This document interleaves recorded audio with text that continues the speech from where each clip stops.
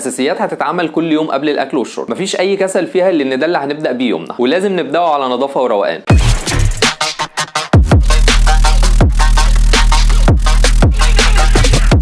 اهلا بيكم اجمد واشك رجاله في الدنيا. معاكم محمد سليم. لو دي اول مره تشوفوا القناه اعملوا سبسكرايب وفعلوا جرس التنبيهات عشان يوصلكم اشعار بالفيديوهات الجديده. الروتين اللي هنتكلم عنه في فيديو النهارده زي ما قلت في مقدمه الفيديو اساسيات هنعملها كل يوم قبل الاكل والشرب، وده الروتين اللي هنبدا بيه يومنا ونعمل ستارت لليوم. وعشان نبدا يومنا صح بنشاط وروقان لازم يبقى فيه روتين نظافه شخصيه ما نقلش عنه، وده هيبقى اول فيديو في سلسله فيديوهات للعنايه الشخصيه. هيبقى فيه روتين اسبوعي وشهري. لو لسه ما عملتش اشتراك في القناه انا بفكرك اهو عشان تفعل جرس التنبيهات عشان تتابع الفيديوهات الجايه. كفايه كلام وخلينا نشوف الروتين عامل ازاي. بس مبدئيا خلينا نتفق على حاجه من البدايه، ان ده مش احسن روتين نظافه شخصيه هتمشي عليه. انت ممكن تكون ماشي على سكين كير روتين احسن مني، كل واحد على حسب امكانياته وروقانه، لان الموضوع فيه تفاصيل كتير وبتحتاج وقت شويه. المهم ان الحاجات اللي هنتكلم عنها دي اساسيات ما ينفعش تقل عنها، تزود لكن اقل من كده لا. واول روتين هتبدا بيه بعد ما تصحى من النوم على طول هتغسل سنانك. مش هقول لك ان دي رفاهيه ولا اوبشن، دي حاجه اساسيه عشان صحتك. كلنا عارفين مشاكل السنان والمها عامل ازاي اللي محدش بيستحمله. انت بتحافظ على اسنانك اولا وعلشان ريحه نفسك وبقك تبقى نظيفه وحلوه، فطبيعي جدا انك تغسل سنانك مرتين في اليوم، ومش سنانك بس لسانك كمان. وتاني روتين هتغسل وشك بغسول مخصوص للوش مش صابونه، الا لو الصابونه دي طبيعيه من غير اي كيماويات. وان انت تستخدم غسول مخصوص للوش ده مش مكلف خالص، ايا كانت ميزانيتك عامله ازاي هتلاقي حاجه مناسبه وهتبقى احسن بكتير من الصابونه اللي كلها كيماويات، وهتنشف بشرتك. ولو قدرت تستخدم كريم مرطب بعد الغسول اكيد هيبقى احسن بكتير، وكده بتعلي روتينك الشخصي. ثالث روتين الشاور،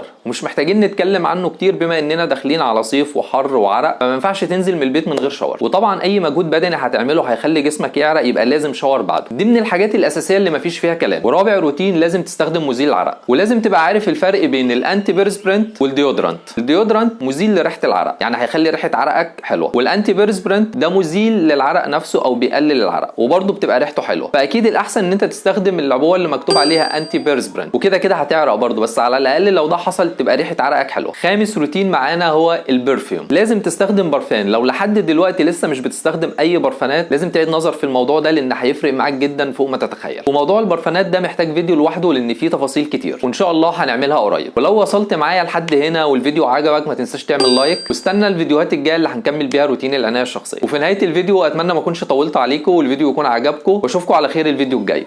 سلام.